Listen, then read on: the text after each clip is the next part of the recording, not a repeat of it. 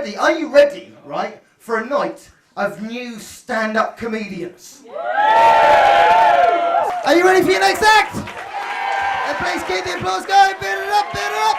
Bring you some cheering and welcome stations to James Brunt. Hello. Hello, everyone feeling all right?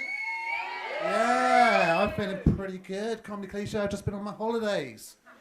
Where did you go, James? Thank you for asking. I went to Dubai. Anyone been to Dubai? That place is brilliant. It's fucking hot. I mean, I know it's in the middle of a desert, but it's fucking hot. And ginger people, and you might have noticed I'm ginger, should not go to Dubai. I go through it, and literally, I'm 5 minutes off the plane, and my face is starting to burn. You know, it's starting to go red. It's a bit like it looks now, but worse. 15 minutes off the plane, it's starting to melt. I look like the SS officer from the end of Raiders of the Lost Ark. It's terrifying. My body's melting. 30 minutes later, I'm just like a skull connected to a neck. It's terrifying. But I don't know. I mean, like, once I slapped on the 6 billion sunblock and my skin started to regrow, I actually had a really good time. But you have to put up with people when you go to Dubai because they say, don't go there. You know, it's a totalitarian Muslim country. You'll get arrested for having like aspirin in your bag. You know, they'll throw you in jail. They'll chop off your hands. It's bullshit. That place is like the last days of Rome. I mean, anything fucking goes in Dubai. I mean, seriously. I mean, you two, that would happen in Dubai. It doesn't happen tonight, but it would actually happen there. I fucking promise you. It's brilliant. But, you know, I don't know. I don't know if I really like going on holidays because you have to kind of pay for them. And I prefer to get things for free. And I think that's why I kind of prefer business travel. Does anyone get to travel with their work? Yeah. What's the best thing about traveling with work? It's free. It is free, and that's great. Another guy I did this to an audience before, and he just shouts prostitutes. And his boss is with him. He got fucking fired. It was great. No, the best thing about business travel is the expenses and the fact that it's free. And not just expenses, but getting fucked up on expenses, drinking on expenses is the best thing. I mean, my old company, it's pretty compulsory to get drunk on expenses. So I do this, and I'm on a business trip in Athens, and I get there on a Sunday, and despite having a 6 a.m. start, I go out with all my colleagues, and I get properly ruined. I'm not like pretend drunk, I'm like ruined drunk. So we get back to the hotel, and I stumble up to the reception, I would do a wake-up call, and I get back up to my bedroom, and I take off all my clothes, throw them on the floor, get into bed. Now, if you have a wake-up call in a normal hotel, you just get a phone call. If you get a wake-up call in a plush hotel, and this really was a plush hotel, your fucking room wakes up with you. The TV comes on, the curtains open. It's basically like being in that film Paranormal Activity. It's fucking terrifying if you're hungover. It really is. It's a nightmare. So, you know, I get up, and my room wakes up, and the curtains are open, it's sunny, and I'm pulling my head, and I'm not feeling well. And I'm naked. Yeah, I'm naked.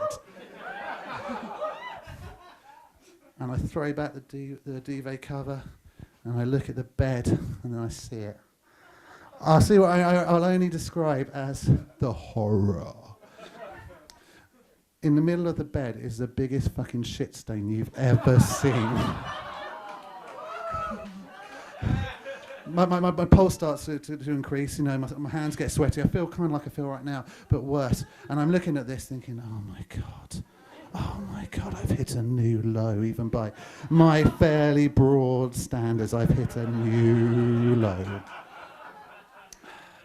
So I decide, you know, we got to deal with this. We've got to instigate a 3-step plan. So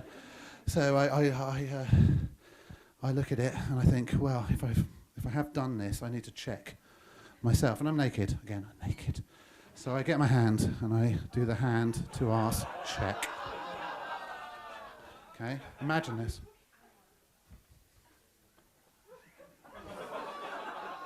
That's pretty clean. That's not so bad. All right, we may be all right here. So, go down for step 2. Now, step 2 is a bit more severe. So, I get down on my knees, gingerly get down on my knees, because that's how ginger people get down on their knees. And I go up to the bed. I lean across and I sniff it. Kind of sniffing, like sniffing cocaine, really. That might be all right. I might have got away with that. Amazing. Step 3 is the most severe of all the steps.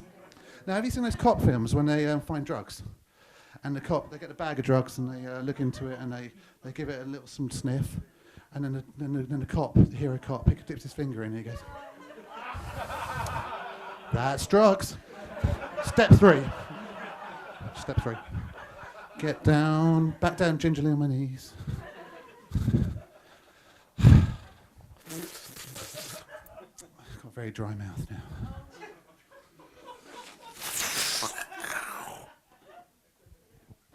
Now, to say angels from heaven would be an underestimate. Relief wafts over my body. That little chocolate that they put on the pillow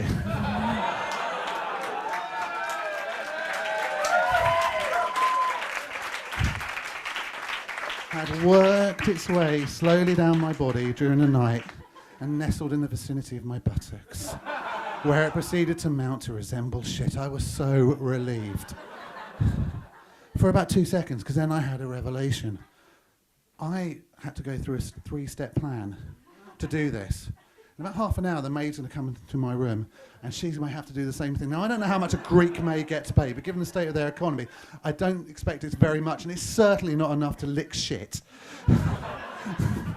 So I do the only thing I can possibly think of.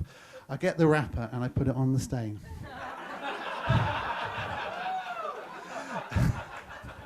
And next to the stain, I wrote scatolata, then scatter, which for our Greek friends among you means chocolate, not shit. I get dressed and I leave the room for the day. I've probably disgusted you plenty enough now, so I'm going to bid you all farewell. Thank you. I've been James. You've been amazing. Thank you.